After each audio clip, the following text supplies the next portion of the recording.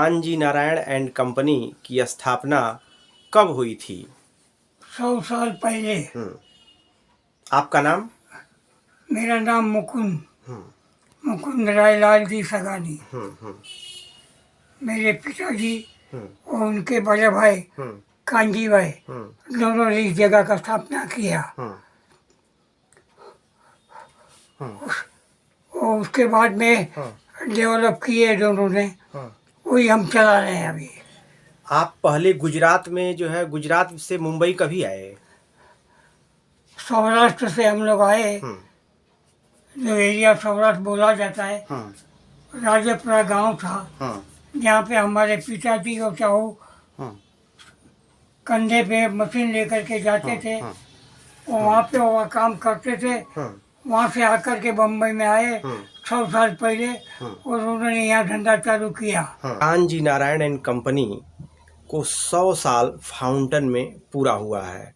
100 साल पूरा होने के बाद इस कंपनी के संचालक विनय सगानी हमारे बीच में है, जिसे 13 जनवरी को इसे शताब्दी महोत्सव के रूप में मनाने वाले हैं। तो आइए हम जानते हैं कि 100 साल एक बहुत पुराना इतिहास होता है। 100 साल पहले फाउंटन में इनके परदादा ने किस तरह से इस कंपनी की स्थापना की थी। क्या कहेंगे विनय सगानी जी? नमस्कार। ये मेरे लिए बहुत बड़ी उपलब्धि है और हमारे युग में हमने कभी सोचा नहीं था कि 100 साल ये हम पूर्ण कर पाएंगे। अभी इतिहास आपने पूछा तो हमारे पूर्वज मतलब मेरे परदादा और वो हम सौराष्ट्र गांव राजेपुरा कोडरा सांगानी डिस्ट्रिक्ट बोलते हैं, उधर से हम आते हैं। वहाँ पे उस समय में 1900 की ये बात है, 1900 समवेयर राउंड अबाउट की बात है। तो वहाँ पे हम लोग दादाजी और मेरे बड़े दादा वो कंधे पे मशीन जो होती है टेबल के ऊपर की सिलाई की, वो मशीन कंधे पे ले जाके प्रिंसली स्टेट्स में आजू बाजू सबके पास जाके महाराजाओं के कपड़े सीते थे। मतलब उसमें आप जनाना बोल लीजिए, आप पुरुष बोल लीजिए या उनके बच्चे बोल लीजिए, उनके कपड़े सीते थे। वो सीते सीते वो कारवां आगे बढ़ता गया। हमारे बड़े ताऊ जी जो हैं कांजी नारायण, जिसके नाम से ये दुकान है कांजी नारायण कंपनी, उन्होंने फिर अगले वर्ष जैसे कुछ साल बीत गए तो बच्चे सब बड़े होते गए, परिवार बड़ा होता गया, तो वो कुछ तलाश रहे थे कि हम अभी स्टेट बदली करें, बड़े स्टेट में जाएं ताकि कुछ कर दिखाने की चाह थी उनमें। उन्होंने मुंबई आना मुनासिब समझा। मुंबई में उनके एक दोस्त हैं जो अब नहीं है, लेट श्री कांजी भाई रावजी भाई गोयल, उन्होंने उनको एक सपोर्ट दिया कि भाई चल हम दोनों साथ में या कुछ कोई दर्जी के वहाँ उन्होंने काम शुरू किया। काम शुरू करते करते थोड़ा एक वक्त गया, फिर उनको एक बम्बई की एक बोलते हैं ना अपने को टेस्ट मिल गया कि बम्बई शहर कैसा है। क्योंकि एक छोटे से कस्बे से आके हम एक बड़े कस्बे में आ जाते हैं तो थोड़ा सा चेंज होता है। और ब्रिटिश रिजीम थी तभी, 1922 1947 तक तो ब्रिटिश रिजीम थी। तो वो आए, उन्होंने बोला कि यहाँ हमें कोई दुकान लेनी है। तो दुकान की फाइनेंशियल तंगी थी, तो कांजी रावजी भाई गोयल ने हमें सपोर्ट दिया। उन्होंने ये जगह जो यहाँ हम लोग खड़े हैं वो कावाजीपुरम स्ट्रीट में 17A कावाजीपुरम स्ट्रीट में हमें ये दुकान मिली।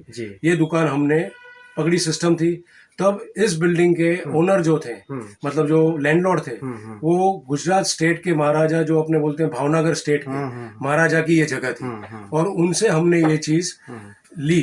मगर देखने जाए तो हमने नहीं ली ये दुकान, मतलब बिल्डिंग उनका था। उन्होंने भेजा, एक मेमन थे हाजी आदम, उनको बेची थी, उनसे हमने ये जगह भाड़े पे ली। हमारे फाउंडर कांजी भाई नारायण सगानी ने ये दुकान शुरू की थी 1922 में। उनका देहांत 34 साल की उम्र में हो गया। उसके बाद दुकान हमारी जो गई, छगन भाई नारायण उनके भाई और लालजी भाई दोनों साथ में थे, पर छगन भाई के नाम पे दुकान थी। फिर छगन भाई ने कुछ समय दुकान में ये सब उनका योगदान दिया। उसके बाद उन्होंने, उनके जाने के बाद उत्तम भाई के पास दुकान उन्होंने रखी थी, नाम उनका था। फिर लालजी भाई ने उत्तम भाई से मार्केट वैल्यू पूछ ले और बेटा मैं ये दुकान लेना चाहता हूँ, तू इसमें कुछ ज़्यादा नहीं कर पा रहा है तो ठीक है मैं ले रहा हूँ और मैंने योगदान दिया है। तो उन्होंने मार्केट वैल्यू से उस समय में 1000 रुपये ज़्यादा पैसे देके अग्रीमेंट बाकायदा गुडविल के साथ इस दुकान को अपने हस्तगत कर लिया था। और फिर लालजी भाई और उनके दो बेटे चिमन भाई और मुकुंद भाई ने इस दुकान का कारवां आगे बढ़ाया। तो शताब्दी महोत्सव किस तरह का होगा? शताब्दी महोत्सव कभी मनाने वाले हैं? शताब्दी महोत्सव के ऐसे देखने जाए तो तारीख है 13 जनवरी 2022। तब 100 साल पूर्ण हो रहे हैं। जी और एक कोइंसिडेंस है जी। कि हमारे पिताश्री जी श्री मुकुंद राय लालजी सगानी के जी 13 जनवरी को उनका जन्मदिन भी है। ओहो। तो ये दोहरा शताब्दी महोत्सव और पिताजी के 78 इयर्स को कंप्लीट हम कर रहे जी। हैं, तो वो भी एक उत्सव हम मनाने वाले हैं। ये 100 साल पुराना जो समय होता है काफ़ी जो है एक रुचिकर होता है। तो आप जो है विनय सगानी जी, आप बताएंगे आपकी कौन सी पीढ़ी है जो इससे आप इस अपने जो दादा परदादा के जो ये कारवां को आगे बढ़ा रहे हैं, कौन सी पीढ़ी आप इसे मानेंगे आप? मैं चौथी पीढ़ी हूँ चौथी पीढ़ी।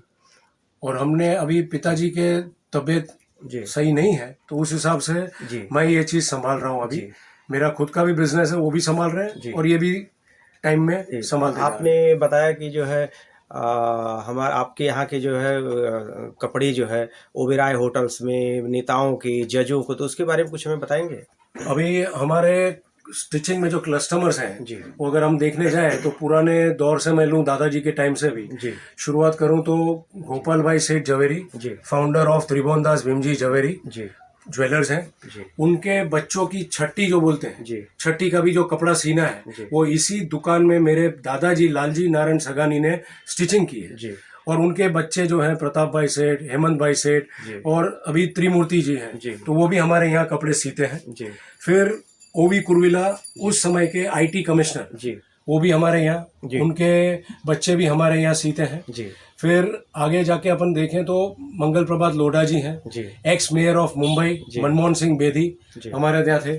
एडवोकेट सॉलिसिटर्स भी बहुत रहे हैं, तो एडवोकेट सतीश मान शिंदे जी, जी। सॉलिसिटर अपने एस के जी। बिल्लावाला सेठ। तो आप वो भी हैं। बताइए कि मतलब एक छोटी सी दुकान में इतनी बड़ी सेलिब्रिटी, जो इसमें जज हैं, बहुत सारे, इसमें आप बताया कि फिल्म इंडस्ट्री की फिल्मी हस्तियां सेलिब्रिटी भी हैं, थी। तो आखिर वजह क्या है आपके पास जो कपड़े सिलाने का, उनको आखिर वजह क्या, कुछ विषय हमें स्पष्ट रूप से बताएंगे? बराबर। अभी फिल्मी हस्तियां में अगर हम लेने जाएं तो श्री महिपाल जी, जी संध्या जी के अगेंस्ट वो एक्टिंग करते थे, नवरंग पिक्चर आई थी उसमें थे, वो यहाँ बैठते थे, जी पिताजी से और दादाजी से बीड़ी भी पीते थे। जी जी फिर एके अंकल साहब, जी एके अंकल साहब खुद टेलर होके भी अपने यहाँ कपड़े सीने के लिए आते थे।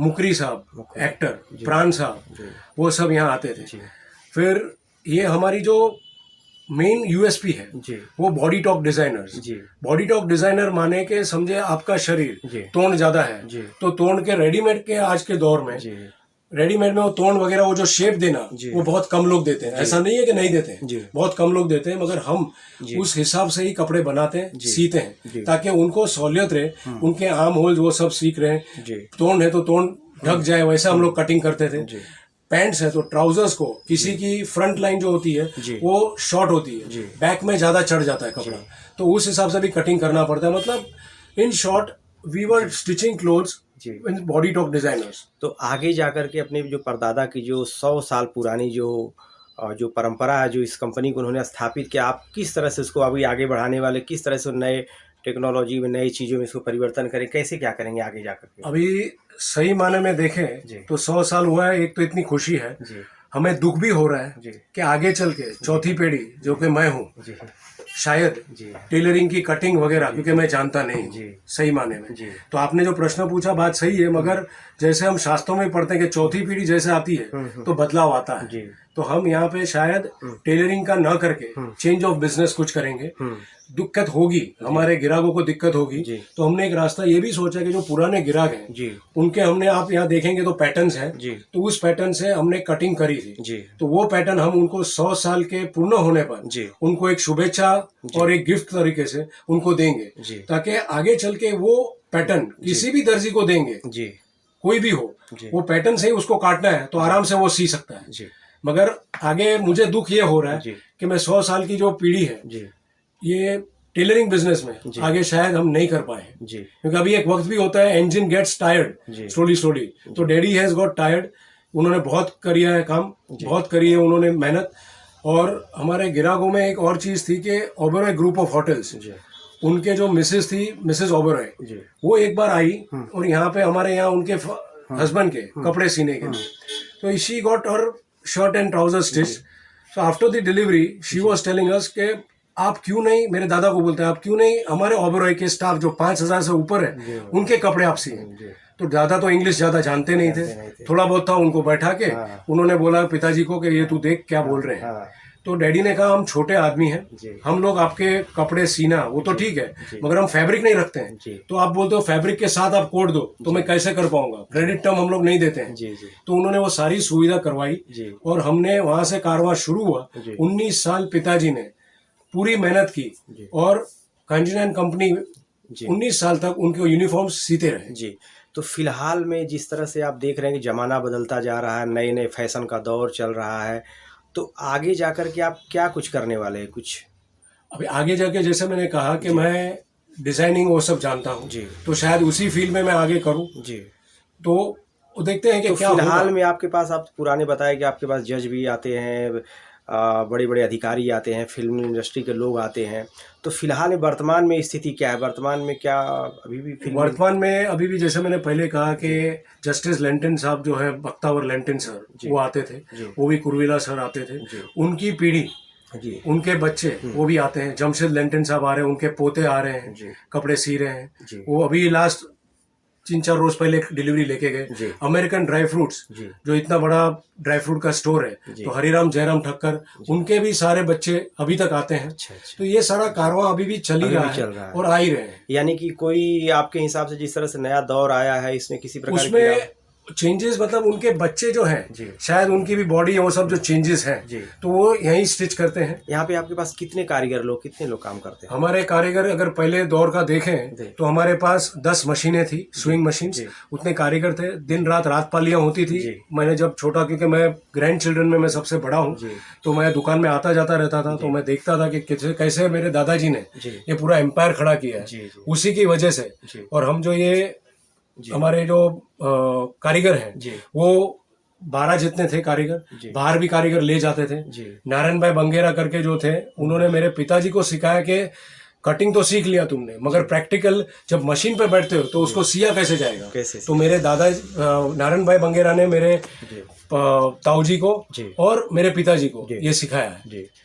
तो आपने देखा कि विनय सगानी जी ने किस तरह से कांजी नारायण कंपनी के बारे में, जो 100 साल पुरानी कंपनी है, और किस तरह से आज भी जो नए ज़माने के अनुसार भी कोई उसमें गिरावट नहीं आई है, और इनका सिलसिला अभी जिस तरह से जो है नए फैशन के जगत में आने के बावजूद भी वो नई तरह से सिलाई और नई तरह से जो है उन्होंने बहुत ही स्पष्ट रूप से हमारे सामने प्रस्तुत किया। दिव्य नगरी न्यूज़ के लिए सुभाष गिरी।